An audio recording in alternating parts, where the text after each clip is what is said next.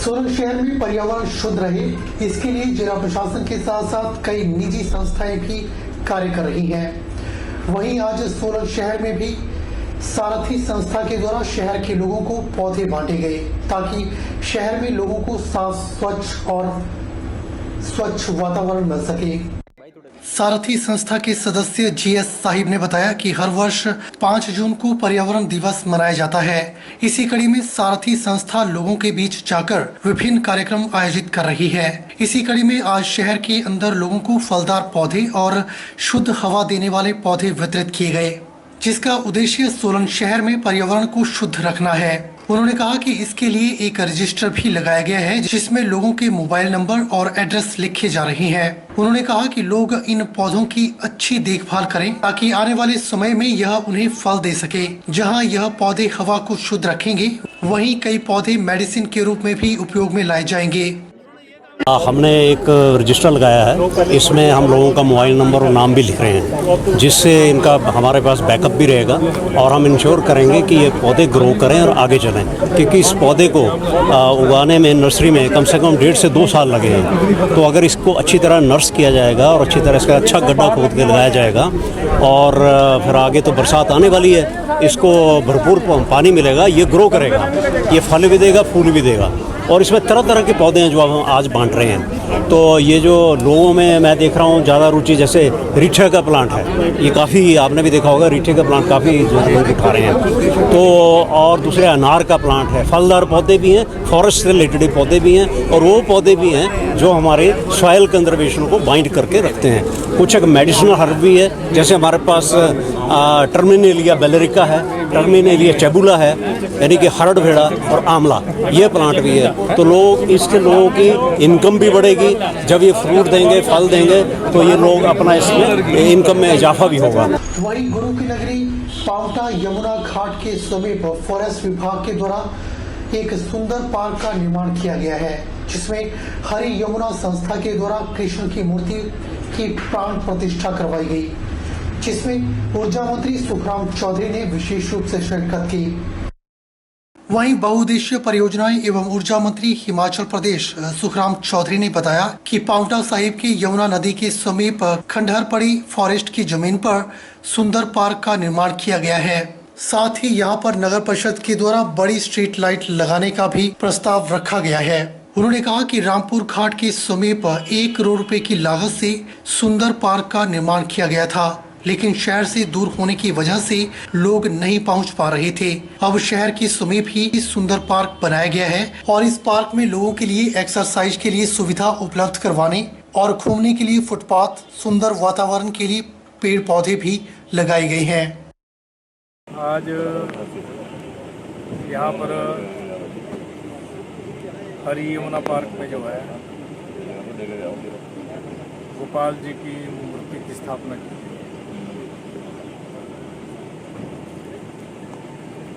क्योंकि हम सब सनातन धर्म को मानने वाले लोग हैं, यमुना साफ सुथरी रहे, गंगा साफ सुथरी रहे, इसके लिए समय समय पर प्रयास होता रहा है। और यमुना के आसपास अच्छे पार्क बने, लोगों को बहने की जगह मिले, इस दृष्टि से हमने इस पार्क का निर्माण किया है।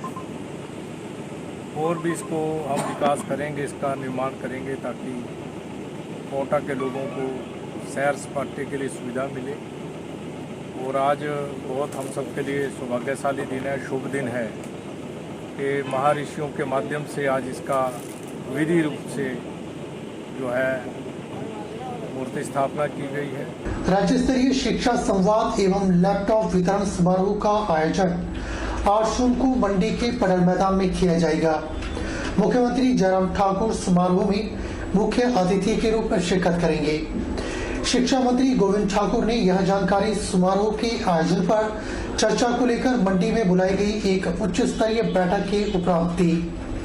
शिक्षा मंत्री गोविंद ठाकुर ने बताया कि राज्य स्तरीय समारोह में जहां मंडी और आसपास के जिलों के लैपटॉप वितरण स्कीम के लाभार्थी, मेधावी बच्चों समेत अन्य विद्यार्थी, शिक्षाविद और अभिभावक पडल मैदान में मौजूद रहेंगे, वहीं प्रदेश भर के लाभार्थी विद्यार्थी, शिक्षाविद और अभिभावक वर्चुअल माध्यम से समारोह से जुड़ेंगे। गोविंद ठाकुर ने कहा कि कोरोना के संकट काल के चलते प्रदेश में पिछले 2 वर्षों से यह आयोजन नहीं हो पाए हैं। अब इसे बड़े स्तर पर आयोजित किया जाएगा। समारोह में मुख्यमंत्री मेधावी विद्यार्थियों को लैपटॉप वितरित करेंगे। प्रदेश भर में 20,000 बच्चों को यह लैपटॉप दिए जा रहे हैं। इससे जहां बच्चों को पढ़ाई में सहूलियत होगी, उनकी देखा देखी अन्य बच्चों में भी पढ़ाई में और अच्छा करने की स्वस्थ प्रतिस्पर्धा बढ़ेगी। उन्होंने बताया कि मुख्यमंत्री जयराम ठाकुर समारोह में प्रदेश के विद्यार्थियों के साथ शिक्षा संवाद भी करेंगे। इससे बच्चों को बहुत प्रोत्साहन मिलेगा। बैठक के बाद शिक्षा मंत्री ने समारोह के आयोजन को लेकर अधिकारियों के साथ पडल मैदान का निरीक्षण भी किया। लगभग जो 20,000 के करीब है, उन सभी बच्चों को लैपटॉप दिए जाने हैं और शिक्षा पर संवाद का कार्यक्रम भी रखा गया है। और 8 तारीख को हिमाचल प्रदेश के मुख्यमंत्री जयराम ठाकुर जी पूरे प्रदेश भर के बच्चों को लैपटॉप वितरण करेंगे और उसमें माननीय मुख्यमंत्री जी मंडी के कार्यक्रम में स्वयं उपस्थित रहेंगे और बाकी पूरे प्रदेश के सभी बच्चों को ऑनलाइन तरीके से जोड़ा जाएगा। बीच में लगभग 2 साल कोरोना के कारण से ये कार्यक्रम हो नहीं पाया था और अब ये कार्यक्रम हो रहा है और इस कार्यक्रम को बड़े भव्य तरीके से मनाया जा रहा है और इस कार्यक्रम में हम लैपटॉप का वितरण भी करेंगे और शिक्षा पर संवाद का कार्यक्रम भी रखा गया है, तो इसलिए इसे हम बहुत धूमधाम से करने वाले हैं। राजकीय वरिष्ठ माध्यमिक विद्यालय मोरसिंगी में विश्व पर्यावरण दिवस उप प्रधानाचार्य संजीव कुमार शर्मा की अध्यक्षता में मनाया गया। इस अवसर पर विद्यार्थियों ने पर्यावरण जागरूकता रैली निकाली और इसके अतिरिक्त भाषण प्रतियोगिता, नारा लेखन और पेंटिंग प्रतियोगिता में भी भाग लिया।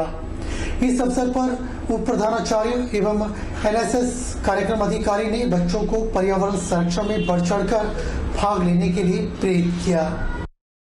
पर्यटन नगरी मनाली में एक अनोखा मामला सामने आया है। मनाली में चिट्टा तस्करी से जुड़े मामले में बेटी को छिपाने और पुलिस के खिलाफ कोर्ट में दाखिल याचिका को सेटल करने की एवज में 2 आरोपी ने पुलिस से 5 लाख रुपए की डिमांड की।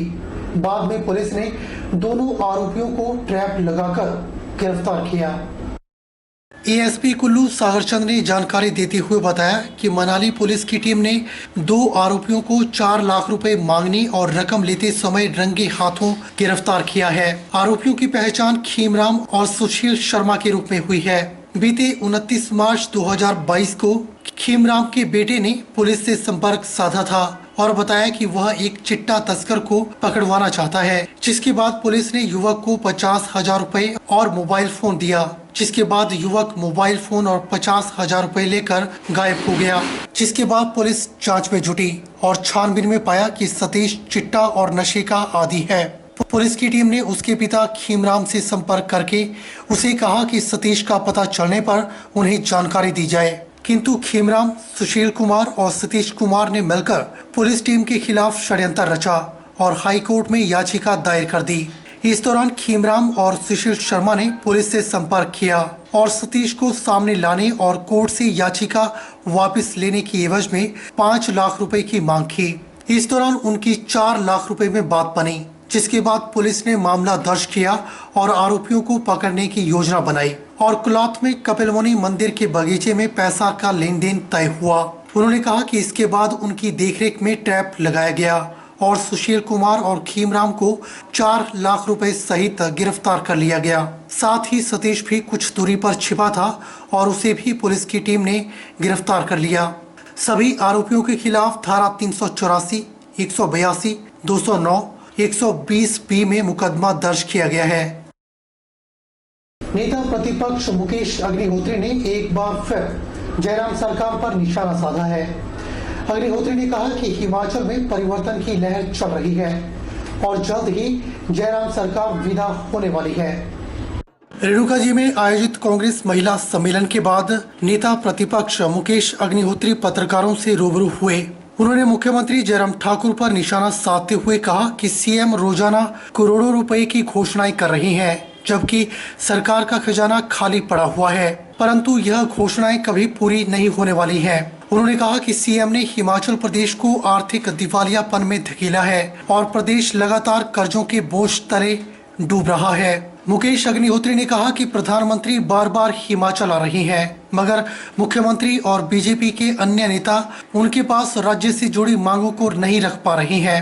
उन्होंने कहा कि प्रधानमंत्री मुख्यमंत्री की और मुख्यमंत्री प्रधानमंत्री की तारीफ कर रही हैं और ऐसा लगता है कि बीजेपी ने प्रशंसा कोऑपरेटिव सोसाइटी गठित की है। उन्होंने यह भी कहा कि हिमाचल प्रदेश में बीजेपी की रैलियों पर भारी भरकम सरकारी पैसा खर्च किया जा रहा है। सरकार कोई जनहित के कार्य न करवाकर इवेंट मैनेजर बनकर रह गई है। डबल इंजन की सरकार पूरी हाँफती हुई नजर आ रही है। मुकेश अग्निहोत्री ने यह भी कहा कि प्रदेश में अफसरशाही और कर्मचारियों की हालत सरकार ने बिगाड़ कर रख दी है और इनकी ड्यूटी रैलियों में लोगों को इकट्ठा करने में लगा दी है। मुकेश अग्निहोत्री ने कहा कि हिमाचल प्रदेश में कांग्रेस सरकार बनना तय है। वहीं उन्होंने आम आदमी पार्टी पर निशाना साधते हुए कहा कि आम आदमी पार्टी से पंजाब और दिल्ली राज्य भी नहीं संभल रहे हैं। दोनों सरकारों के स्वास्थ्य मंत्री जेल में बंद हैं। वहीं पंजाब में दिन दिहाड़े गोलियां चल रही हैं।